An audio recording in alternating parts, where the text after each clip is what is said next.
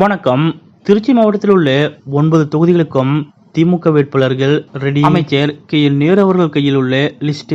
அப்படி திருச்சி மாவட்டத்தில் திமுக வேட்பாளர்களாக யார் யாரெல்லாம் களமிறங்க போகிறார்கள் என்பது பற்றிய முழு விவரத்தோட இப்ப நம்ம பார்க்கலாம். தமிழ்நாட்டில் 2026 சட்டமன்ற தேர்தலுக்கு இன்னும் 9 மாதங்களே உள்ள நிலையில் அனைத்து கட்சிகளும் தற்போது தீவிரமான தேர்தல் பணிகளில் களமிறங்கிவிட்டனர். அந்த வகையில் யாரை வேட்பாளர்களாக தேர்வு செய்ய வேண்டும், கூட்டணி கட்சிகளுக்கு எத்தனை தொகுதிகள் ஒதுக்க வேண்டும், எந்தெந்த கட்சிகளுடன் கூட்டணி அமைக்க முன்னுரிமை அளிக்க வேண்டும் என்று பல திட்டங்கள் வகுக்கப்பட்டு வருகின்றன. குறிப்பாக திமுக தலைவர் முதலமைச்சர் மு க ஸ்டாலின் அவர்கள் தற்போது வேட்பாளர் லிஸ்டை தயார் செய்யும் பணியில் ஈடுபட்டுள்ளார். அதன்படி தற்போது பொறுப்பில் இருக்கும் சட்டமன்ற உறுப்பினர்கள், அமைச்சர்களுக்கு மீண்டும் வாய்ப்பு கிடைக்குமா என்பது உள்ளிட்ட பல்வேறு கேள்விகள் எழுந்துள்ளன. இந்த நிலையில் திருச்சி மாவட்டத்தில் திமுக வேட்பாளர்கள் பட்டியல் குறித்த தகவல் கசிந்துள்ளது. அதாவது திருச்சி மாவட்டத்திற்கு என்று எப்போதும் அரசியலில் ஒரு தனி சிறப்பும் இடமும் உண்டு. அதன்படி திருச்சி மாவட்டத்தில் உள்ள 9 சட்டமன்ற தொகுதிகளில் அனைத்து தொகுதிகளும்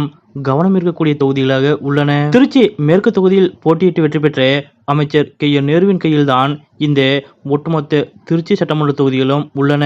அதில் குறிப்பிட்டு சொல்ல வேண்டும் என்றால் ஸ்ரீரங்கம், லால்குடி போன்றவை நட்சத்திர அந்தஸ்து பெற்ற தொகுதிகள். தற்போது ஸ்ரீரங்கம் எம்எல்ஏவான பழனியாண்டிக்கும் அமைச்சர் நேருவிற்கும் சில கருத்து மோதல்கள் ஏற்பட்டு வரும் நிலையில் இந்த முறை அவருக்கு மீண்டும் வாய்ப்பளிப்பதில் இழுபறி ஏற்படும் என்றும், அந்த தொகுதியில் ஏற்கனவே ஜெயலலிதாவை எதிர்த்து போட்டியிட்ட ஆனந்திற்கு இந்த முறை வாய்ப்பு கிடைக்கலாம் என்றும் கூறப்படுகிறது. அதேபோல் லால்குடி எம்எல்ஏவாக இருக்கும் சவுந்தரபாண்டியன் ஏற்கனவே இந்த தொகுதியில் 4 முறை திமுக சார்பில் போட்டியிட்டு வெற்றி பெற்றவர். நேருவின் ஆதரவாளராக இருந்த அவருக்கும் அமைச்சர் நேருவிற்கும் இடையே தற்போது கருத்து மோதல்கள் தொடர்ந்து வரும் நிலையில் வருகின்ற 2026 தேர்தலில் அவருக்கு வாய்ப்பு கிடைக்கும் என்பதை தலைமைதான் முடிவு செய்யும் என்று கூறப்படுகிறது. இருப்பினும் அந்த தொகுதியில் அவருக்கு வாய்ப்பு கிடைக்கவில்லை என்றால் தனித்து போட்டியிடவும் வாய்ப்புள்ளதாக கூறப்படுகிறது. அதேபோல் திருச்சி கிழக்கு தொகுதியில் எம்எல்ஏவாக இருக்கும் இனிகோ இறுதிராஜ் மீண்டும் திருச்சி மாவட்டத்தில் போட்டியிடப் போவதில்லை என்று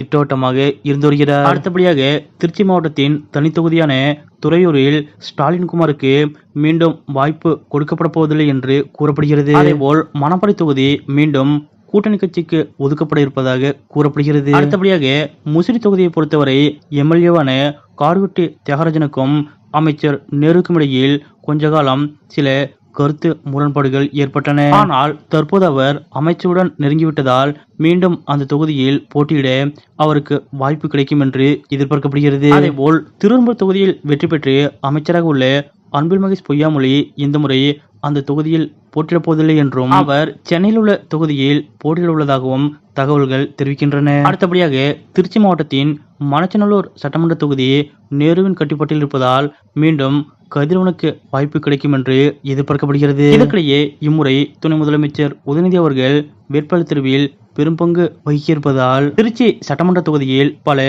புதுமுகங்களுக்கு வாய்ப்புள்ளதாக கூறப்படுகிறது. குறிப்பாக வருகின்ற 2026 சட்டமன்ற தேர்தலில் திருச்சி சட்டமன்ற தொகுதிகளில் திருச்சி கிழக்கு, துறையூர், ஸ்ரீரங்கம் போன்ற தொகுதிகளுக்கு புதுமுகங்களை களமிறக்க முதலமைச்சர் மு க ஸ்டாலின் அவர்கள் முடிவெடுத்திருப்பதாக கூறப்படுகிறது.